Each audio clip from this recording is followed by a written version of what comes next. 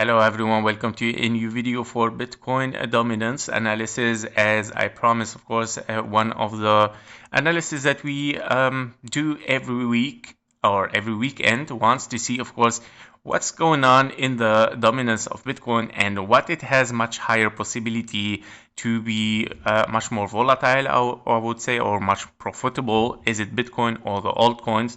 As you can see that Bitcoin is still at the 57.9%, or let's say 58, still have the dominance over the crypto market. And of course, it might still looking for higher. So probably, of course, we have finished 1, 2, 3, 4, 5. Now your wave 5 doesn't look really finished. I mean, it can be 1, 2, and then 3, 4, and a 5. So we might still have one more leg toward the upside where this Bitcoin dominance can still increase over the crypto market. So I would say if this is a finished correction here for a wave 4, because your wave 2 is shallow, by the way, or even your wave 2 here is shallow, it might be, of course, here a deep and fast wave 4.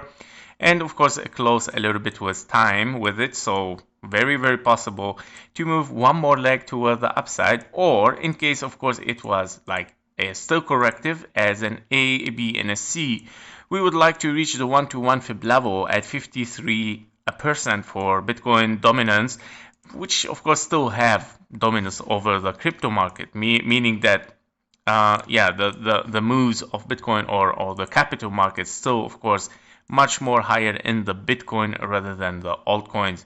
And we might still even very possible to see a move towards the upside from the 53% in case we move down, or one more move up toward the upside. Now, if we take a look a little bit closer on the 4-hour chart, you can see here that, this looks a little bit more like a zigzag rather than impulse here. I know that it looks like, it looks for me a little bit more like a zigzag where you have an impulse, B, and another impulse finished here as a ABC. So very, very possible that this correction has finished. So I prefer here to change a little bit the scenario where we have ABC probably. In case that we have finished correction here, we might start to see, as you can see, 5 waves up. However, it doesn't look like a diagonal because your wave 5 is very longer than your wave 3. However, in that case, that it is impulsive, because there is no price here, there is just capital market that we're talking and percentage, it might, of course, still move toward the upside, as probably 1, 2, 3, 4, 5.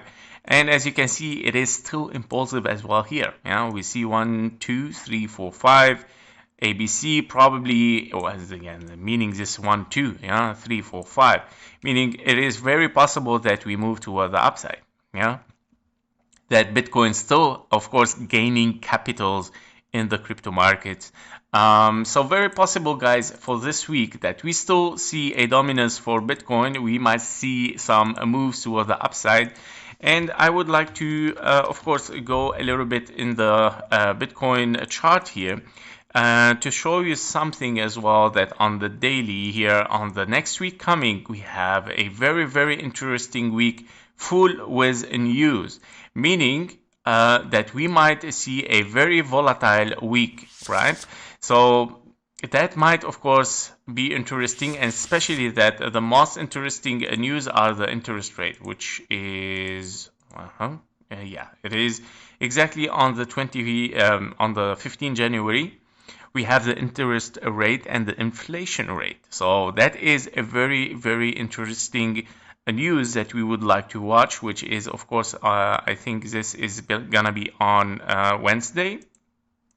Probably on Wednesday, very interesting, guys, to see what's gonna happen. Now, on Bitcoin itself, of course, on the 1-hour chart, we are looking here at higher prices. We were expecting, of course, a little bit lower than this, where we saw probably a leading diagonal here. But, the weekend is a range. So we are still probably in a formation of wave 2.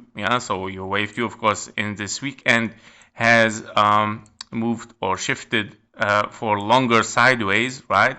And it can be here finished as A, B, and a C probably, or very possible that this has ended as ending diagonal, meaning A, B is your wave B is A, B, and a C finishing in a running flat, yeah, or even it can be as well A, B, and a very long wave C here, or WXY, I would say, because yeah, this looks like 3 waves, right? Not 5 waves. In that case scenario, of course, because we took the low here, we have to consider this as WXY for a wave B, and then moving towards the upside to reach the 1-to-1 fib level taken from this wave A based on this wave B and giving us the 1-to-1 at 96,200. Yeah, so meaning that, as we said in the morning, that this scenario might still unfolding as correction here, A, B, and a C, of course, and then continuation toward the downside. So I would say, yeah, it's too early to call a 1-2 here. It's not really looking very nice. I mean, if it is 1-2, of course, it is a scenario where you have a leading diagonal and A, B, C as a wave 2 here, right? Which is an expanding flat, and then moving toward the down. I'm gonna keep it as scenario, okay? It's as bearish scenario from here. But if we see a broken 96,000, I would say something else is unfolding. It might be a 1-2 here with a very extended wave Y, and then move towards the upside impulsively, of course, for over than 96,000. And that might be, of course, your bullish scenario that we mentioned, also with the possibilities where you have possibly finished WXY, right? Your wave Y is a finished zigzag with the uncommon target 0.618. Yeah, so as you can see, the 0.618 for a zigzag has been reached. It's an uncommon target. Preferably we reach the 1-to-1 fib level at 87,000.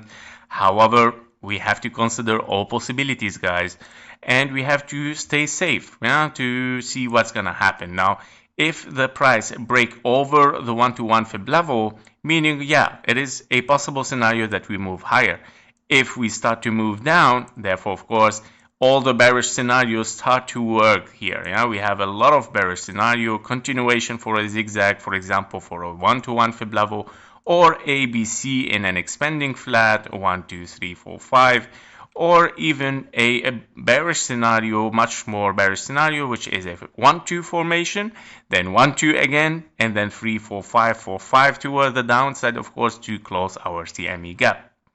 So yeah, these are the key levels now to watch, which is, of course, the 96,000. Of course, we want to take the high first, then 96,200. If we break this level, higher possibility goes for the bulls. If we start to move toward the downside, higher possibility, of course, goes for the bearish. Key level 96,276. Finally, I would finish with a KGT, of course, this analysis where we see here, of course, two bearish signals, which they are kind of conversions, but you know, it's a weekend sideways, but still conversions. So meaning there is a selling pressure at this area. We might start to see some pressure and move toward the downside, maybe one more leg toward the upside, as we said, and then moving down again. That was it for Bitcoin. Thank you for watching. Thank you for your likes and comments. See you in the next one. Bye bye.